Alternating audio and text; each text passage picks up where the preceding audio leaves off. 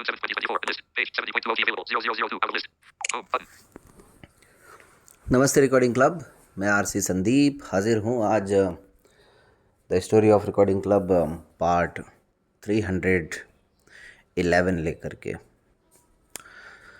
तो कहानी चल रही है हमराही की, और कैसे हमराही शुरू हुआ, कैसे हमराही के लिए पहली जोड़ी की तलाश पूरी हुई। तो ये इस कहानी में मैं बताने का प्रयास कर रहा हूँ, और हर जगह हर कदम पर उद्देश्य यही कि रिकॉर्डिंग क्लब को कुछ लाभ मिले, रिकॉर्डिंग क्लब थोड़ा सा लोगों के बीच में जाना पहचाना जाए। और उसी प्रयास के तहत हम लोगों ने ये हमराही जैसा कार्यक्रम भी शुरू किया। वैसे एक चीज़ मैं नोटिस करता हूँ कि आमतौर पर कुछ कार्यक्रम ऐसे होते हैं दोस्तों, इन दिनों की बात कर रहा हूँ कि जब हम ग्रुप में डालते हैं, अगर वो नया कार्यक्रम है तो लोग उसको उस रूप में देखते हैं कि यार नया है, देखते हैं ज़रा क्या है। लेकिन जैसे ही the story of recording club का लिंक आता है तो इस कार्यक्रम को वही लोग सुनते हैं जो वास्तव में इसे सुनना चाहते हैं। अदरवाइज़ इसको अच्छा ये तो वही कहानी है, ये मुझे लगता है, ऐसा मेरे को ऐसा लगता है कि ये सोच करके उसको छोड़ देते हैं। तो खैर, इस कहानी में भी कई जगह, ज़्यादातर जगह तो नहीं, लेकिन हाँ कुछ कुछ जगह पर मैंने भी थोड़ी बहुत अच्छी बातें की हैं, या असल संघर्ष को आप सबके सामने रखा है और पूरी ईमानदारी के साथ रखा है, जो कि पहले दिन से तय है। आपने अगर पुराने कार्यक्रम जो मैं आजकल डाल रहा हूँ, 4 तक डाल दिए हैं, 1 से 4 तक अगर सुने हैं तो आप समझ जाएंगे कि जहाँ जिसका जितना जिक्र होना चाहिए था उतना हुआ है। जहाँ अगर किसी ने कुछ गड़बड़ किया है तो उसका नाम लेने की अगर आवश्यकता नहीं है तो नाम भी हमने नहीं लिया है। और जो हुआ है सो हुआ है, जो नहीं हुआ है वो नहीं हुआ है, कुछ भी बढ़ा चढ़ा करके अपनी ओर से। और ये सब बातें पब्लिक डोमेन में रखने का मतलब भी ये है कि कोई खंडन भी कर सके, कोई कह भी सके, कोई बता सके कि नहीं नहीं नहीं नहीं भाई साहब ऐसा नहीं, ऐसा हुआ था ये। तो अभी तक तो ऐसा हुआ नहीं कि किसी ने कोई खंडन किया हो। खैर, तो ये तो सब हो गई इधर उधर की बातें। अब आते हैं अपनी कहानी पर। जैसा कि आपको मैंने बताया कि जीतू भाई और दीपाली जी के साथ कार्यक्रम करने का निर्णय तो लिया जा चुका था। जीतू भाई और दीपाली जी तैयार भी हो चुके, और अब आती है रिकॉर्डिंग की बारी। हुआ ये कि उन दिनों मुकेश जी की, अब चूंकि वही सब कुछ ऑनलाइन चल रहा था, तो मुकेश जी की कुछ कंप्यूटर क्लासेस ज़्यादा चल रही थी। तो उन दिनों ये भी बात हो गई थी कि यार संदीप भाई, मेरे ये टाइमिंग्स रहते हैं, तो इन टाइमिंग में आप कोशिश करें कि जूम को फ्री रखें, क्योंकि ये तो मैंने बताया कि जूम हम वही चला रहे थे जो मुकेश जी ने लिया हुआ था, है ना।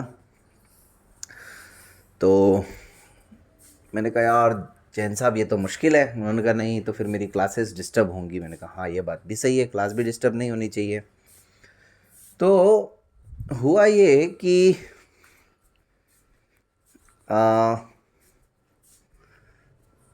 ये तय हुआ, जैन साहब ने बता दिया भाई मेरा ये टाइम है, ऐसा वैसा। मैंने कहा ठीक है चलिए देखते हैं।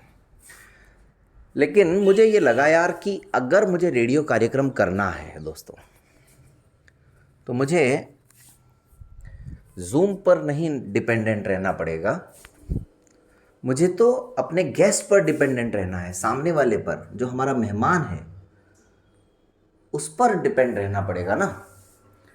क्योंकि अल्टीमेटली आपको प्रोग्राम चाहिए, आप प्रोग्राम कर रहे हैं, आपका प्रोजेक्ट है ये, तो सेक्रीफाइस भी तो आप ही को करना पड़ेगा, त्याग भी तो आप ही को करना पड़ेगा भाई साहब।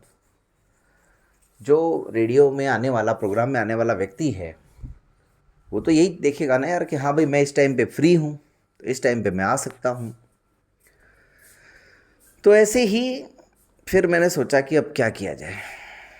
मुझे तब तक इतना मालूम पड़ चुका था कि ज़ूम में आप बिना ख़रीदे भी 40 मिनट तक इस्तेमाल कर सकते हैं। तो हमने कहा ठीक है। अब यहाँ पर एक चीज़ ने मुझे फ़ायदा पहुँचाया। मतलब शुरू में जब हमारा ये प्रोग्राम डिज़ाइन हुआ था, अभी थोड़ा सा जीतू भाई की चर्चा भी करूँगा मैं, लेकिन थोड़ा सा इस प्रोग्राम की भी बातें बताता चलूँ ना बीच बीच में आपको। तो जब ये प्रोग्राम डिज़ाइन हुआ था तो ये तय हुआ था कि रेडियो मधुबन पर ये प्रसारित किया जाएगा और हर रविवार शाम 5 से 6 बजे तक का इसका समय रहेगा। आज भी है, बस आज प्रोग्राम नहीं है। दिक्कत ये है, आज का मतलब इन दिनों में प्रोग्राम पुराने ही रिपीट हो रहे हैं। तो हाँ, ये हुआ कि 5 से 6 होगा। और बीच में, कार्यक्रम के बीच में थोड़ा सा मुझे भी ऐसा लगता था, यार 1 घंटा हम किसी से क्या ही बात करेंगे और पता नहीं कोई कितनी बात बताएगा, तो बीच में एक गाना रखा जाए साहब, तो थोड़ा सा एक नया एंगल भी आ जाएगा। तो हम लोगों ने भी इसमें ये रखा कि भाई बीच में एक सॉन्ग होगा। तो पहले कार्यक्रम में जो ज़ूम 40 मिनट का है उसी का इस्तेमाल किया गया, क्योंकि समय लगभग शाम का था। जहाँ तक मुझे याद आता है, ये चूँकि आपके मन में ये भी जिज्ञासा होगी कि पहला प्रोग्राम कब इसका आया था। पहला प्रोग्राम जो इसका आया था वो आया था 19 जुलाई 2020। 19 जुलाई 2020 को पहला प्रोग्राम प्रसारित हुआ था रेडियो मधुबन पर, हमराही का।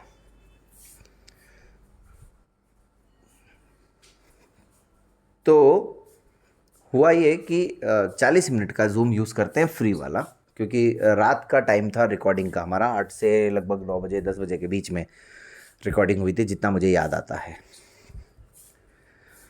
और एक अच्छी बात, विशेष बात ये रही, हाँ मैं बता रहा था कि ये मतलब जाहिर है 19 जुलाई को अगर पहला प्रोग्राम आ गया तो 15-16 जुलाई के आसपास ये रिकॉर्डिंग हुई होगी, ऐसा मैं मान करके चल रहा हूँ, क्योंकि फिर एडिटिंग के लिए भी टाइम चाहिए होता है ना। तो उस ज़ूम का इस्तेमाल किया। और अभी आरसी उत्सव में जो लोग आए थे हमारी टीम के भी, विनोद भाई वगैरह, उन सबको भी मैंने दिखाया। उस ज़माने में मेरे घर पर एक रफ़ यूज़ के लिए एक रूम है ऊपर, उस रूम में मैंने घूमते घूमते ये रिकॉर्डिंग की थी, जो अक्सर मेरी आदत है। और वो रूम बिल्कुल ऐसे, मतलब रफ़ यूज़ जब बोल दिया मैंने तो आप समझिए स्टोर टाइप का ही है वो एक तरह से। और उसमें पंखा वगैरह भी कुछ नहीं, सुविधा कुछ नहीं, लेकिन ठीक है, शाम का वक्त था तो थोड़ी सी ठंडक थी और बारिशों के दिन भी थे।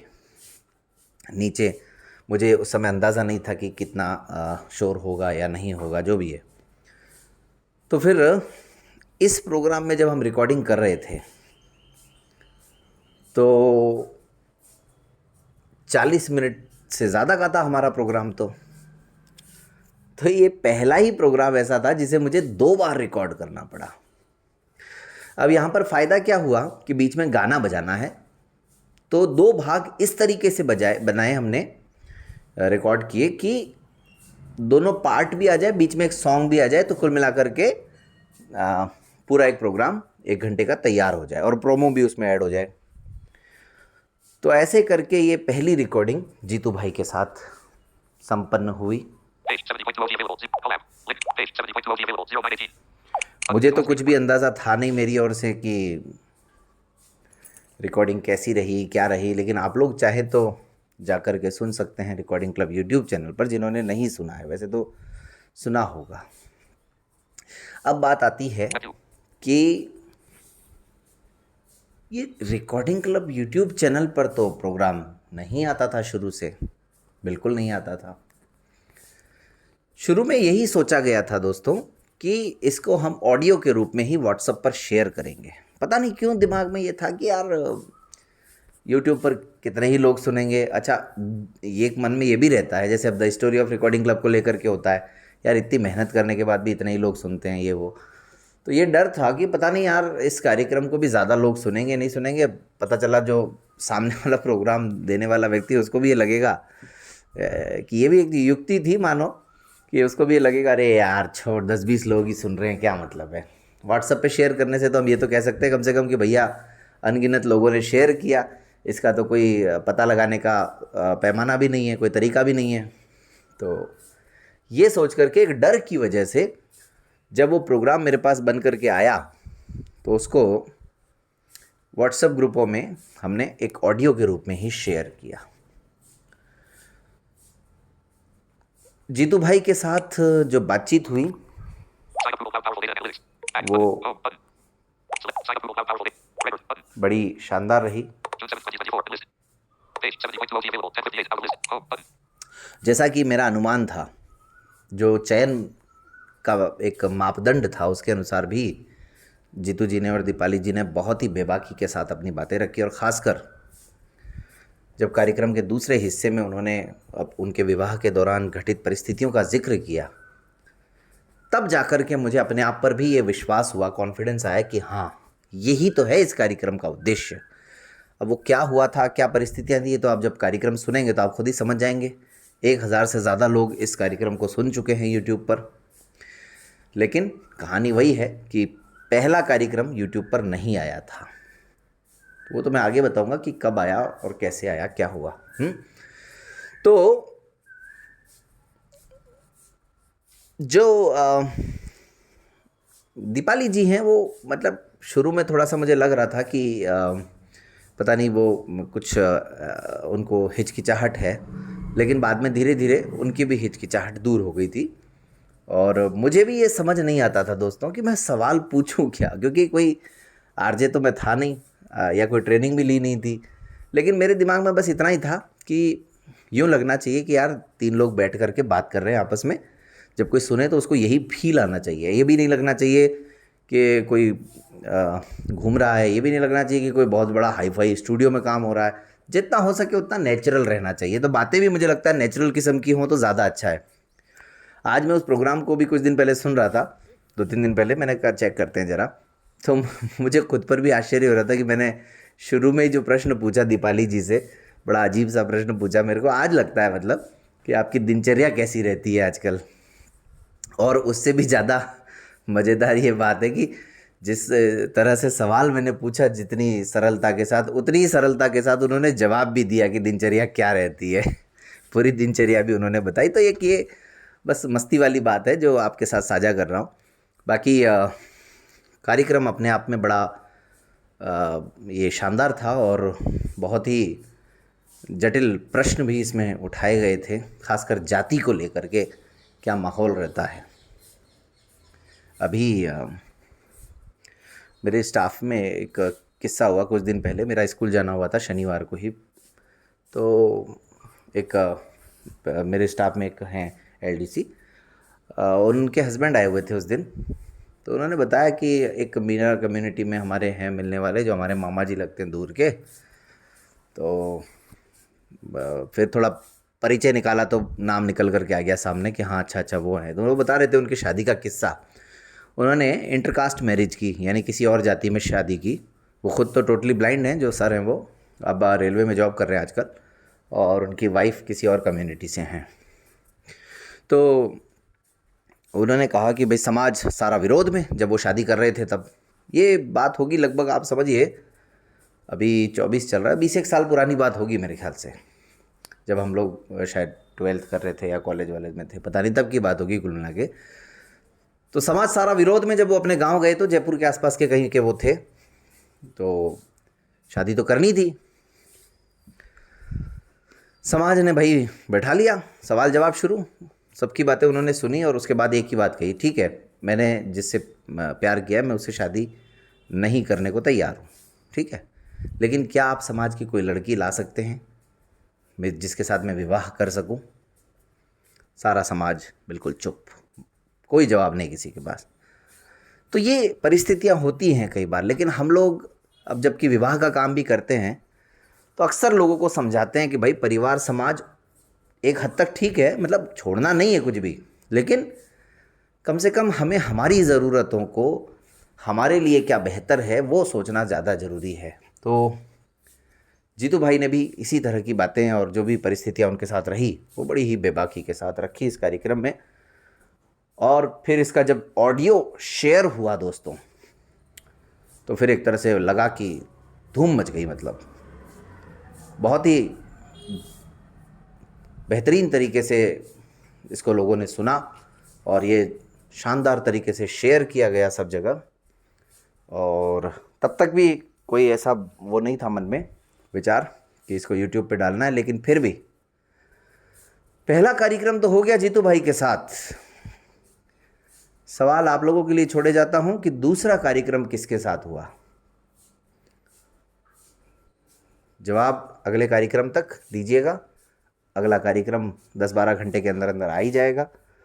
तो तब तक आप सुनते हैं तो ज़रूर कमेंट बॉक्स में भी बताएं या फिर व्हाट्सएप ग्रुप में बताएं कि दूसरा प्रोग्राम किसके साथ रिकॉर्ड हुआ था। लेकिन अब आप बताएंगे या नहीं बताएंगे, मैं ज़रूर बताऊंगा अगले भाग में कि दूसरा प्रोग्राम किसके साथ रिकॉर्ड हुआ और वो चयन प्रक्रिया कैसे रही, और क्या वो प्रोग्राम भी यूट्यूब पर था या नहीं था, और उस प्रोग्राम की डेट कौन सी थी। तो चलिए इन सब सवालों के लिए अब इंतज़ार कीजिए। अब जीतू भाई अगर सुनेंगे इन प्रोग्रामों को तो फिर वो भी आएंगे बीच में प्रतिक्रिया देने। हालांकि पता नहीं, शायद वो कहानी नहीं सुन पाते होंगे, जहाँ तक मुझे लगता है समय का अभाव रहता है। तो खैर आप लोग सुने तो आप लोग तो प्रतिक्रिया दीजिए। आजकल प्रतिक्रियाएँ आना कम हो गई हैं।